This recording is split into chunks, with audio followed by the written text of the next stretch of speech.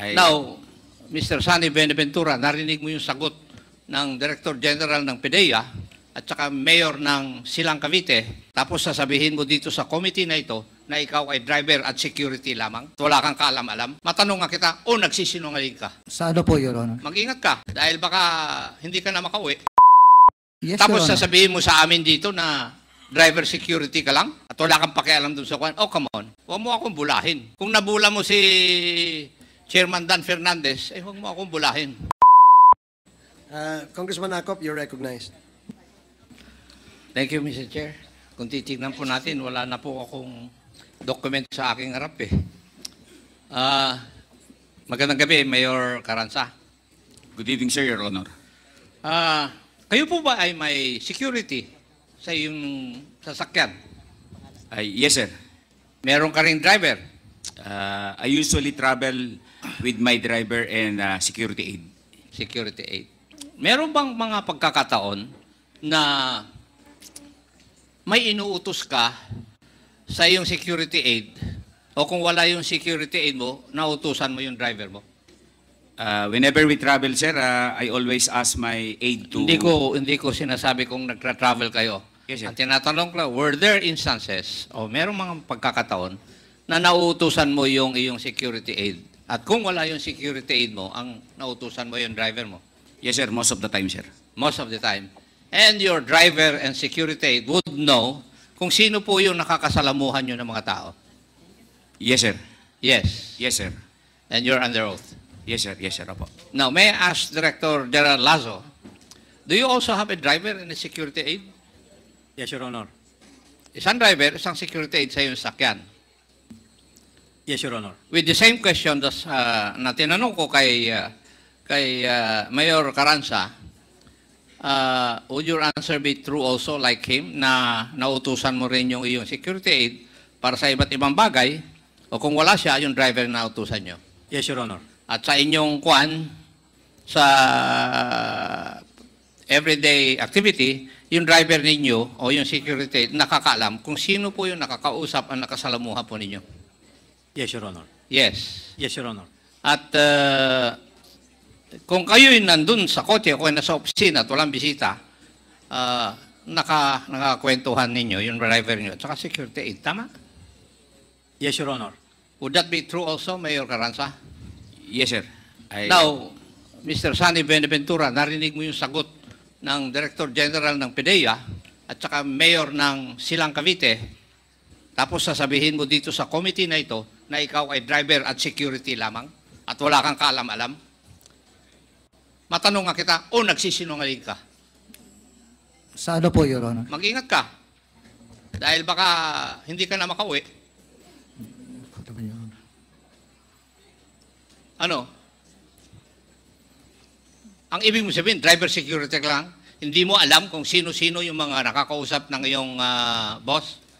Wala pa ba naitanong sa akin, Your Honor? Ano po? Wala pa naitanong sa akin kung sino yung kausap ng boss ko. Hindi mo alam? Kasi ang sagot mo kanina sa mga katanungan ng aking mga kasama rito ay driver security ka lang and you do not bother o na malaman kung sino yung kausap ng iyong boss, anong ginagawa niya. Di po ba? Di ba yun ang sagot mo kanina sa kanilang mga katanungan? Kuha ko lang yun. Ang sabi ko sa driver security ako. Tapos, hindi naman ako particular kung sino yung kausap ng boss ko, Your Honor. Hindi ko naman tinatanong na maging particular ka eh. Ang tinatanong ko, kagaya ng pagtanong ko kay Mayor Carranza at kay DJ Lasso, yung kanilang security aid o driver, nalalaman. Alam nila kung sino yung bumibisita kay Mayor, sinong kausap niya. Di ba? Yes, Tapos Your Honor. sasabihin mo sa amin dito na driver security ka lang at wala kang pakialam dun sa kwan. Oh, come on. Huwag mo akong bulahin. Di ba? Kung nabula mo si Chairman Dan Fernandez, huwag mo akong bulahin. Di ba? Wala Sige, pa ba, iyo. wala pa man akong alam. Hindi Anong- ba sila nagsabi kung sino yung kausap ng dating Mayor Pierre Abila? Ang sinasabi mo o kasagutan mo, Mr. Benaventura, is hindi mo alam kung sino ang kinakausap ni Mayor. Hindi ako nagsabi niya, Your Honor. Hindi, tinatanong nga kita eh.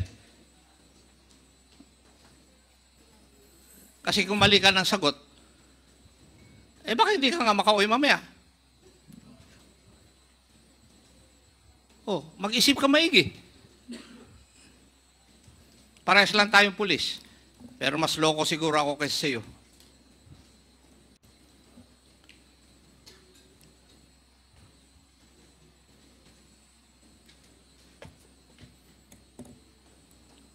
Hindi mo alam? Na ano po, Your Honor? Hindi mo alam kung sino yung mga kinakausap ng iyong boss? Sino po in particular, Your Honor, na kausap? Hindi, tinatanong ko kung kakilala mo o nakikilala mo yung mga kinakausap ng boss mo. Sami Oy, yes, Your Honor, Sami Oy. Ano? Si Sami Oy, mga councilors. Kaya Hindi nga.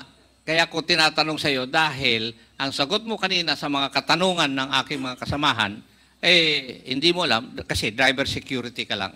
Pero kaya ko pinaupo si Mayor Carranza dyan dahil mayor din yan ng Silang Cavite, si Director General Lasso kasi may mga driver din sila. At para sabihin ko sa iyo, at kung tatanungin ko sila, Mayor Carranza, siguro ikaw mas yung driver at saka security mo ang nakakaalam kung ano yung pag-uugali mo at ano yung pagmumura at pananalita mo. Tama? Yes, sir. Kasi ikaw palagi, sila ang palagi mong kasama. And I think the same is true with Director General Lasso. Tapos ngayon, ikaw, iba. Yung bang ibig mo sabihin? Kaya ikaw, may nililihim ka. At kung susundan ko, yung sinasabi ni Chairman Fernandez na nabola mo, hindi totoo yun. Nagsisinungaling ka, iho. Kasi pwedeng totoo na hindi ikaw ang kumakalabit ng gatilyo.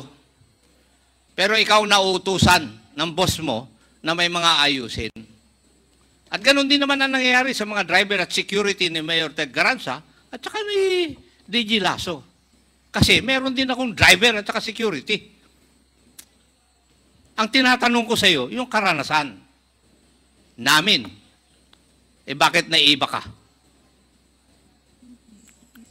Your Honor, sa ano po, Your Honor? Yung utusan magpatay? Hindi ko sinasabi na to. Sinasabi ko na uutusan ka sa iba't ibang bagay. Tama. Ayan, okay. Yes, Your Honor. Ngayon, nagsasabi ka na nautusan ka. Sa ano, Your Honor? Ha? Masyado kang defensive, iho. Hindi ko alam kung naging investigador ka. Ako naging investigador kasi yun ang trabaho ko, iho. Sa iyo palang pananalita, alam ko nang may inililihim ka o may iniiwas. Kasi ang taong tinatanong, pag masyadong maiwas, may inililihim. Maswerte ka kasi pagod na kami eh.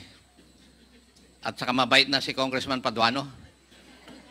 Chairman, hindi pa ako tapos. Yun. Sige. So, ipinapakita ko lang sa iyo na ikaw, pwedeng hindi ikaw ang nautusan na pumatay o ano. Pero may mga ibang bagay na iuutos sa iyo. Halimbawa, yung pupuntahan sana ni Chairman Dan Fernandez. Di ba? Kasi hindi lang naman si Mayor sa tingin ko nag-uutos sa iyo kuminsan.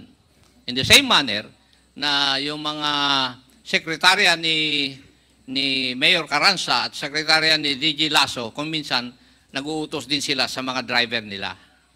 Di ba? Di ba totoo, Mayor Carranza, na nautusan ng sekretarya mo yung driver mo? Yes, sir. Would that be true also, Director General Lasso?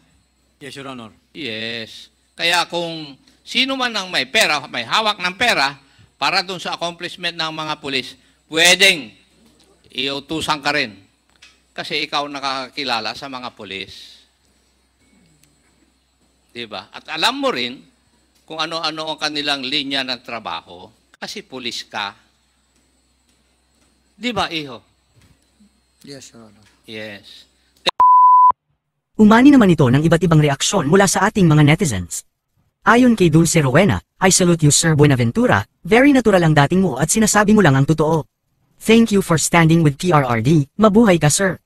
Pahayag naman ni Peter John, panakat lang ang alam nitong si Akop at abuso na yan sa kapangyarihan, tandaan mo hindi ka naman abogado.